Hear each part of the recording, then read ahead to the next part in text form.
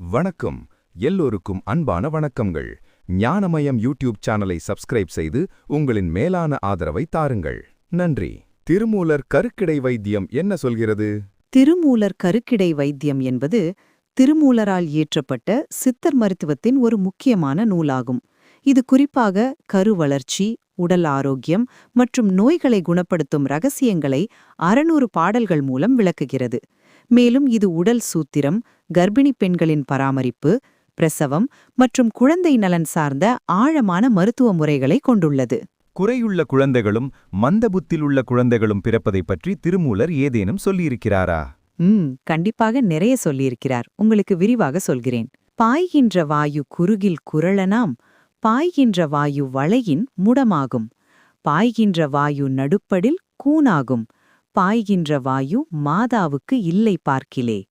ஆணும் பெண்டும் குழந்தை வரம் வேண்டி நிற்கையில் உயிர்காற்றானது அளவிற்கு குறைந்தால் பிறக்கும் குழந்தை குறுகிய வடிவமாக இருக்கும். அதாவது விந்துவிலுள்ள வாயுவின் அளவு குறைந்தால் குழந்தை குள்ளமாக பிறக்கும். வாயு வலுவிழந்து இழைத்தால் பிறக்கும் குழந்தை உறுப்பு குறைபாடுகளுடன் பிறக்கும். வாயுவின் ஓட்டம் நடுவில் தடைப்பட்டால் குழந்தை கூன் விழுந்த நிலையில் பிறக்கும். இந்த நிலை வாயுவின் அளவு மற்றும் ஓட்டம் ஆணின் விந்துவை பொறுத்தது, பெண்ணின் கருப்பையை பொறுத்ததல்ல. இது கருத்தரிக்கும் சமயத்தில் ஆணின் விந்துவில் உள்ள வாயுவின் அளவு மற்றும் ஓட்டத்தின் அடிப்படையில் குழந்தையின் உடல் அமைப்பில் ஏற்படும் விளைவுகளை விளக்கும் சித்தர் பாடலாகும். கர்ப்பிணி பெண்களுக்கு ஏதேனும் சொல்லியிருக்கிறாரா திருமூலர்? கண்டிப்பாக நிறைய சொல்லியிருக்கிறார். மாதா உதரம் மலமிகில் மந்தனாம், மாதா உதரம் சலமிகில் மூங்கையாம், மாதா உதரம் இரண்டொக்கில் கண்ணில்லை, மாதா உதரத்தில் வந்த குழவிக்கே.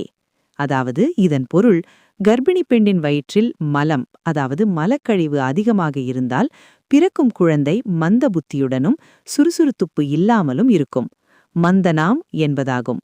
இதேபோல் சிறுநீர் அதிகமாக இருந்தால் ஊமையாகவும், இரண்டும் இருந்தால் கண் பார்வையின்றியும் பிறக்கும் என திருமூலர் கூறுகிறார். அழகான குழந்தை பிறக்க ஏதேனும் சொல்லியிருக்கிறாரா? கண்டிப்பாக.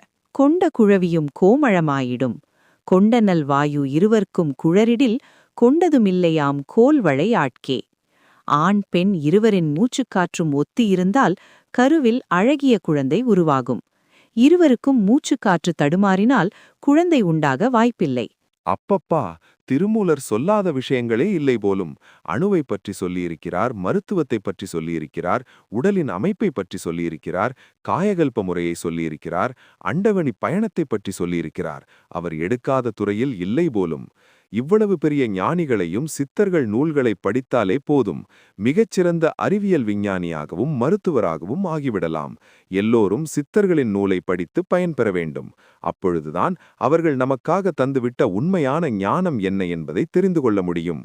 அவர்கள் இறைவனை அடைவதற்கான முக்தி வழியையும் அதற்கான செயல்முறைகளையும் சொல்லியிருக்கிறார்கள். அவற்றை பற்றியும் நாம் தெரிந்து கொண்டால் பிறவாநிலை பற்றி ஞானத்தையும் பெறலாம். நன்றி. மீண்டும் வேறொரு காணொளியில் சந்திப்போம்.